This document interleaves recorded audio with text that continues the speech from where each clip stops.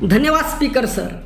धन्यवाद मुझे इस प्रस्तावित बिल के विषय पर बोलने का मौका देने के लिए। लेकिन अपनी बात शुरू करने से पहले मैं एक बात कहना चाहता हूँ।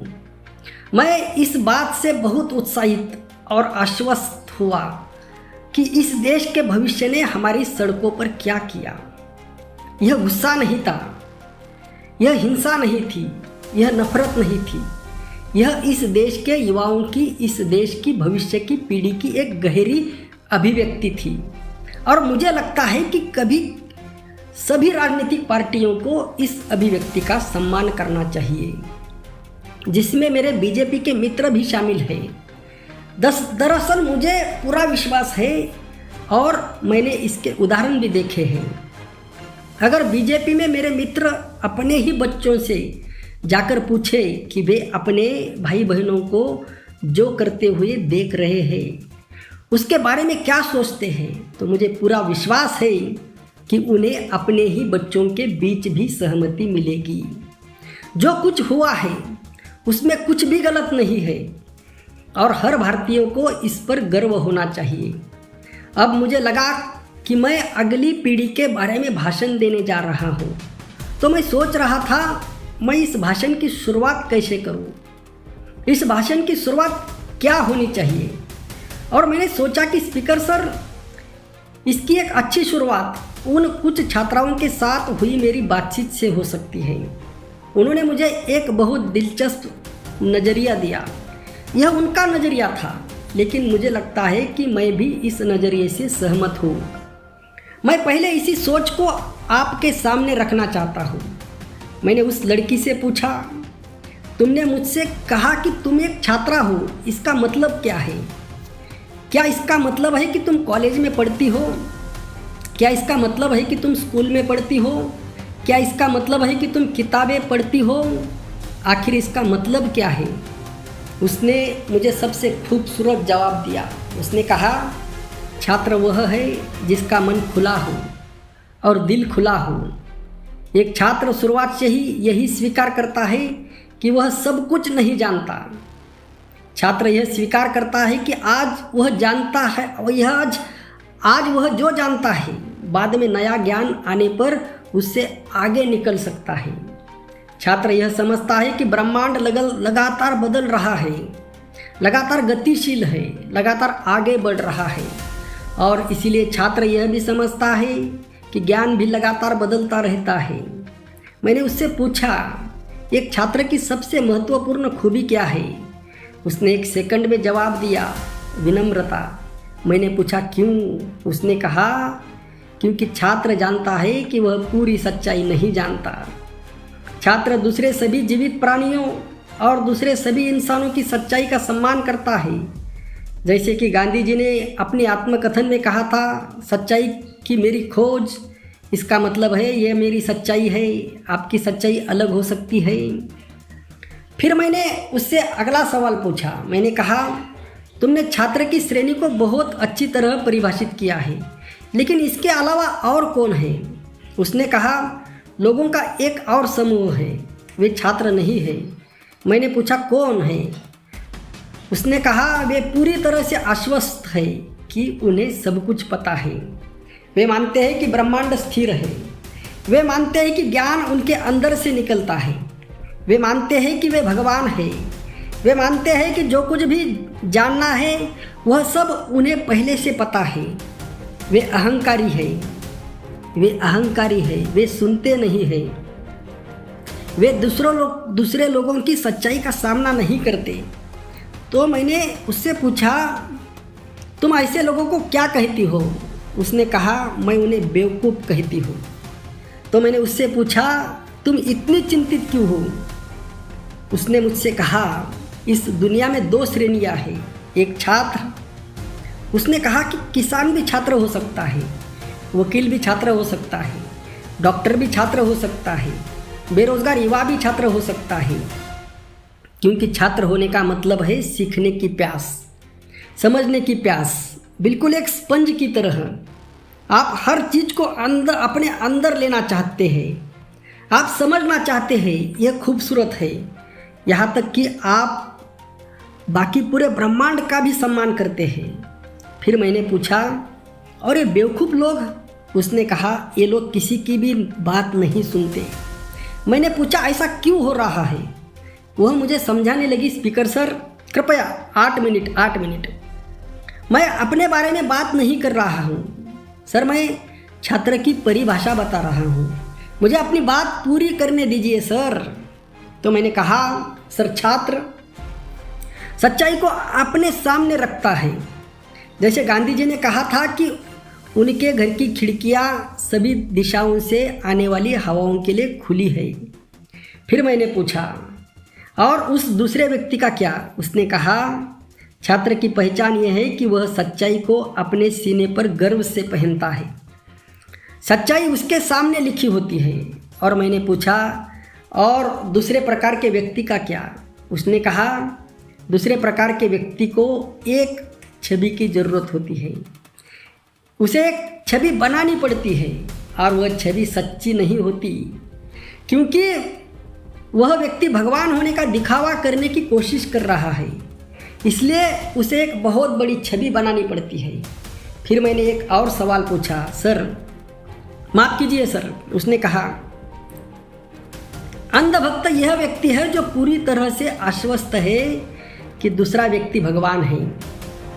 ये तो 3 श्रेणियाँ हैं। छात्र वह व्यक्ति जो खुद को सब कुछ जानने वाला समझता है। छात्र क्या कहता है? वह व्यक्ति जो खुद को सब कुछ जानने वाला समझता है। और अंधभक्त जो उस व्यक्ति का अनुसरण करता है। स्पीकर सर, मुझे बहुत अच्छा ढांचा लगा, और यह ढांचा मुझे 18 साल की लड़की से मिला, एक प्यारी सी छात्रा से। संभवतः वह छात्राओं कार्यक्रम में विरोध प्रदर्शन करने वाली छात्राओं में से एक थी। सर, ऊपर से देखने पर ऐसे लगता है कि छात्रों की समस्या सिर्फ परीक्षा और शिक्षा व्यवस्था की है। शिक्षा बहुत महंगी है। एक परीक्षा पर जितना पैसा खर्च होता है, उससे भी ज़्यादा पैसा कभी सरकार के पूरे शिक्षा बजट पर खर्च नहीं होता। सर छात्र कृपया सर, हम किसी को, मैं आपके लिए यह शब्द इस्तेमाल नहीं कर रहा हूँ स्पीकर सर, मैं किसी को वह नहीं कह रहा हूँ, कोई बात नहीं है, वह शब्द अब निकल गया है स्पीकर सर, मैं उस शब्द का इस्तेमाल नहीं करूँगा। अब मुझे अपनी बात आगे रखने दीजिए स्पीकर सर। इस युवा लड़की ने मुझे 3 तरह के लोगों का एक खूबसूरत ढांचा दिया, और मुझे व्यवस्था बहुत महत्वपूर्ण लगी। सर, सदन को व्यवस्थित रखना आपकी जिम्मेदारी है, लेकिन जैसे ही मैं अपना मुंह खोलता हूँ पूरा विपक्ष चिल्लाना शुरू कर देता है। सर, यह संसदीय मर्यादा के खिलाफ है, आइए बिल्कुल स्पष्ट रहे। मेरे लिए किसी दूसरे सांसद के खिलाफ उस शब्द का इस्तेमाल करना असंसदीय है। मैंने वह शब्द किसी व्यक्ति के लिए इस्तेमाल नहीं किया, मैंने सिर्फ ये कहा है कि ऐसी एक श्रेणी मौजूद है। सर, फिर से वे बीच में बोल रहे हैं, नहीं, तो 3 श्रेणियाँ हैं, मैं उस शब्द का इस्तेमाल नहीं कर रहा हूँ। एक श्रेणी है छात्र, और फिर 2 श्रेणियाँ हैं जिनका नाम मैं नहीं लूँगा, लेकिन इन श्रेणियों की अपनी प्रकृति है। छात्र सच्चाई से कभी नहीं डरता, वह सच्चाई से प्यार करता है, वह सच्चाई की ओर जाता है। छात्र कभी दूसरे व्यक्ति पर बल का इस्तेमाल नहीं करता, क्योंकि वह जानता है कि उस व्यक्ति की सच्चाई मेरी सच्चाई से अलग हो सकती है। लेकिन दूसरी श्रेणी के लोग सच्चाई को पसंद नहीं करते, उन्हें एक छवि चाहिए, उन्हें ताकत चाहिए, उन्हें हिंसा चाहिए। ऊपर से देखने पर ऐसा लगता है कि हमारे छात्र सिर्फ परीक्षाओं के कारण परेशान थे, वे शिक्षा व्यवस्था से परेशान थे। वे इसलिए परेशान थे क्योंकि उन्हें घंटों घंटों पढ़ना पड़ता है और फिर पेपर लीक हो जाता है। कोई अमीर लड़का या लड़की 30-40 लाख रुपए देकर पेपर हासिल कर लेता है और नौकरी पा लेता है, और दूसरी तरफ एक मध्यम वर्गीय छात्र मेहनत करता रह जाता है और इन चीज़ों से परेशान है। और हमारी व्यवस्था बहुत खराब है, ये बहुत खराब है, यह क्रूर है। गरीब लोगों से लाखों लाखों रुपए लिए जाते हैं, हर चीज़ का निजीकरण कर दिया गया है। एक परीक्षा में पेपर लीक होता है, दूसरी परीक्षा में कुछ और होता है, कहीं कुछ और समस्या होती है। कुछ लोगों को दोबारा परीक्षा देने की अनुमति मिलती है, कुछ लोगों को दोबारा परीक्षा देने की अनुमति नहीं मिलती। बड़े पैमानों पर निजीकरण का मतलब ये है कि निजी कंपनियां परीक्षाओं की जांच कर रही हैं, गलत पेपर जा रहे हैं। यह एक क्रूर और भयानक व्यवस्था है। यह एक ऐसी व्यवस्था है जिससे लोगों से जबरन पैसा लिया जा रहा है। मैंने अपनी बैठकों में भी यह बात कही, और यह एक ऐसी व्यवस्था है जिस पर कब्जा कर लिया गया है। इस व्यवस्था के आत्मा पर कब्जा कर लिया गया है। यह व्यवस्था आरएसएस द्वारा कब्जे में ले ली गई है। राजनाथ सिंह जी ने कहा था, हम यूपीए नहीं हैं, हमारे मंत्री इस्तीफा नहीं देते, वह सही है। यहाँ जो हुआ है उसमें धर्मेंद्र प्रधान का इस्तीफा एक सतही चीज़ है, क्योंकि धर्मेंद्र प्रधान वास्तव में शिक्षा मंत्रालय नहीं चला रहे थे। शिक्षा मंत्रालय को चलाने वाला व्यक्ति और संगठन आरएसएस है, और वह व्यक्ति जो इससे चलाता है वह मंत्री के कार्यालय में बैठा एक ओएसडी है। तो असल में छात्र किस बात से परेशान हैं? वे इस बात से परेशान हैं कि उन्हें भारत में छात्र बनने की अनुमति नहीं दी जा रही है। उन्हें अपने जुनून के पीछे जाने की अनुमति नहीं है। उन्हें यह कहने की अनुमति नहीं है कि वे क्या कहना चाहते हैं। उन्हें सवाल पूछने की अनुमति नहीं है जो वे पूछना चाहते हैं। उन्हें वह इतिहास स्वीकार करना पड़ता है जिसे आरएसएस अपने हिसाब से कल्पना करता है। उन्हें इस व्यवस्था को स्वीकार करना पड़ता है। भारत के हर यूनिवर्सिटी के छात्रों को यह बात पता होनी चाहिए। मैं यह बात उनके लिए कह रहा हूँ। आज भारत के हर यूनिवर्सिटी में आरएसएस से जुड़ा हुआ वाइस चांसलर है। धर्मेंद्र प्रधान एक प्रतीक है। आपका असली दुश्मन आरएसएस है, इसे याद रखिए। ये लोग आपको छात्र नहीं बनने दे रहे हैं, वे चाहते हैं कि आप कुछ और बने, और यह उसी के खिलाफ भारत की आत्मा की प्रतिक्रिया है। भारत की आत्मा कह रही है, किसी भी परिस्थिति में हम आपको अंधभक्त नहीं बनने देंगे। किसी भी परिस्थिति में हम हमारा भविष्य तय नहीं करेंगे, और किसी भी परिस्थिति में हम आपकी बनाई हुई जिंदगी नहीं जिएंगे। और यही इसकी खूबसूरत अभिव्यक्ति है। मेरे लिए सबसे अद्भुत और सबसे दिलचस्प बात यह है कि इन बच्चों के माता पिता में बीजेपी का सामना करने का साहस नहीं था।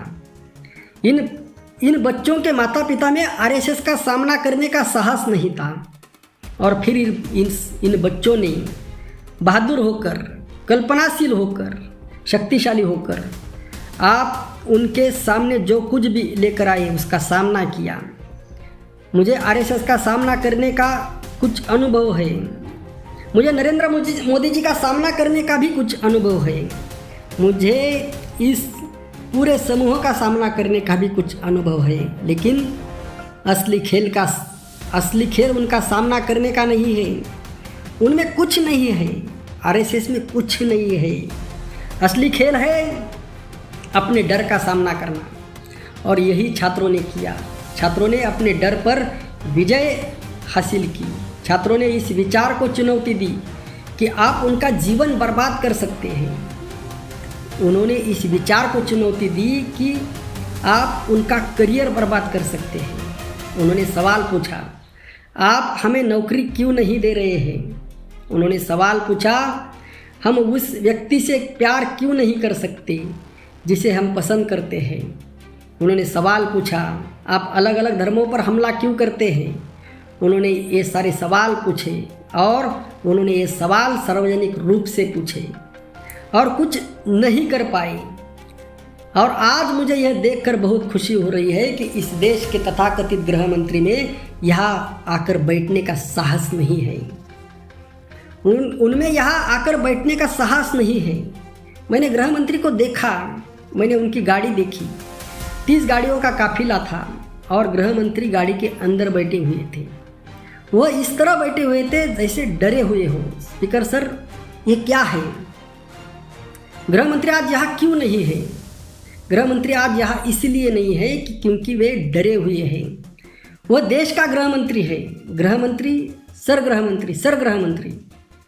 गृह मंत्री ने हमारे छात्रों पर गोलियां चलाने की अनुमति दी। सर, उन्होंने हमारे छात्रों के शरीर में पैलेट्स पहुंचाई।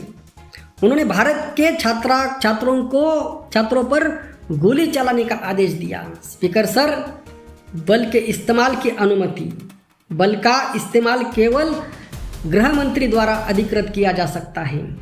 यह या तो गृह मंत्री या प्रधानमंत्री द्वारा ही अधिकृत किया जा सकता है। धन्यवाद स्पीकर सर।